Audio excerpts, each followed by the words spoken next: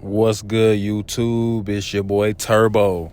And today we getting into the nitty gritty of NBA 2K25. Now, if you want to see more videos where I speak on NBA 2K25 news, updates, even gameplay, make sure you subscribe to the channel. If you're new, make sure you like the video.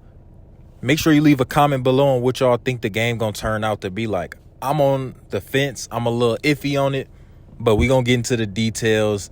Stay tuned. We've had 9,000 new pro play animations to the game this year. A lot of them are shots, signature shots. So nearly every player in the league now has a signature shot. One of the cool things that we added was this feature called signature go-to shots. So if you remember in 2K24, you could flick the right stick up and you could do a little size-up sequence to get open, right? In 2K25, if you hold the right stick up, you can do a size-up sequence that branches directly into your jump shot. So it's a nice way to get open and get some shots off. So basically what I'm hearing is that like 2K24, when you flick the right stick up, you will go into a size-up sequence. But in 2K24, it's stopped. You have to shoot once the sequence is over. And he's saying in 2K25, when you hold it up, it goes into the shot. So basically all they added was the same sequence, but it just goes into the shot. So I don't know how excited I am for that. I don't really care about that, to be honest. I mean, I guess it's cool to get into a jumper, you know, to get open, but that's not really that deep. So let's go on to the next one. Can players level up and get that win in NBA 2K25? Well, 2K25 this year is all about personalization and customization and accessibility. So whether you want to take on some of the new stuff we talked about, the advanced rhythm shooting mechanic, or if you're less familiar with 2K, there's a new feature called Learn 2K off the main menu where you can jump in, and whether you're a novice at the game or you've been playing for years, there's something for you to learn. There's a basic tutorial, advanced tutorials, controller mappings, there's mini games and drills and all kinds of like just different ways to practice, learn plays, everything. So if you want to learn the game and get better at 2K, it's the first place you should go.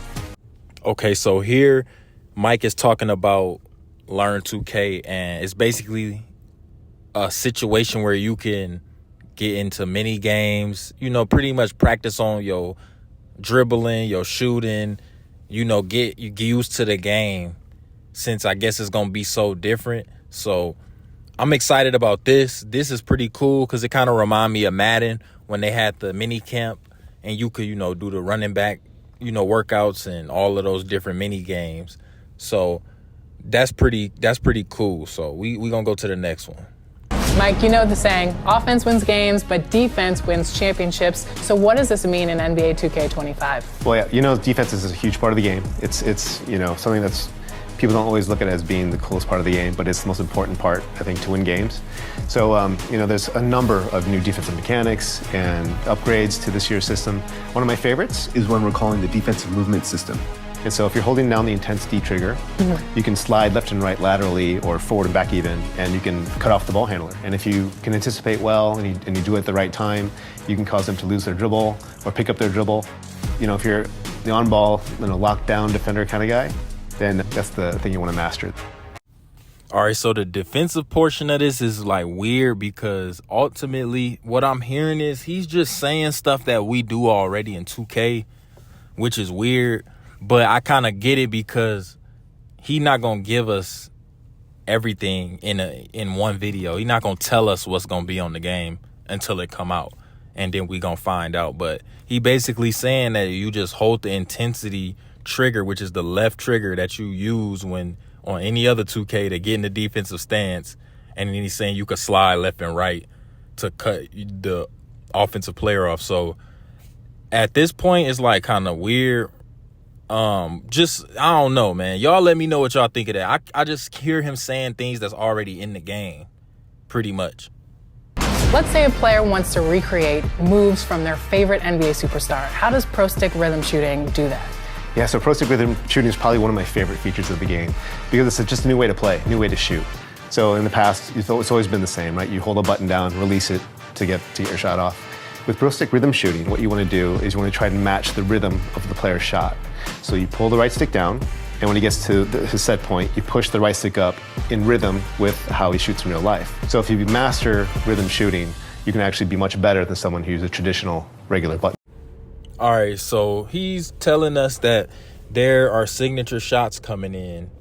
And basically, like before in the old 2Ks, you can use the stick to shoot. But this time, you can flick it forward once he's getting ready to flick the ball. And I guess that will help you make more shots if you learn a jump shot that way. It's pointless to me because I'm going to use square when I shoot. You know what I'm saying? I guess it's a finesse, but ultimately, like, do we need this? Is this something that's going to make the game better? This is where, like, 2K got to, like, figure it out. Because I love 2K. Don't get it twisted. But I don't see what benefit, you know, what comes of this. Like, what benefit do we get from being able to flick the right stick down and then flicking it up when they about to release the ball like we kicking a field goal? You know what I'm saying? Like, this is, I don't know. Y'all let me know if I'm crazy. And then in the Discord, he's saying that layup timing is optional, but it's default disabled. And then turning it on will help give people that have slashers an advantage. And then dunk time is always going to be in the game because it's a skilled dunk. And then, you know, it just has an improved window size and it's determined on the start of the dunk. So once again, it's something that has been in the game already, but I don't know, like, what are we doing to get the game better? Like, what are we doing? This is crazy. Like, I don't want to talk bad about the game, but, like, y'all got to tell us something that's going to make us be like, okay, this is better for the game. Like, it's going to make us want to play it. You know what I'm saying? So we going to see.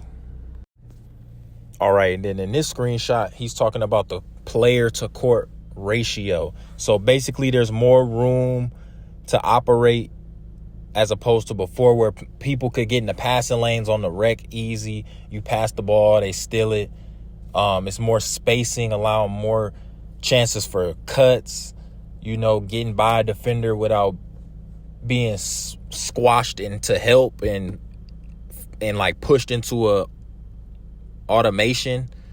And now we're talking about mechanics of passing. And he's saying there's a number of improvements.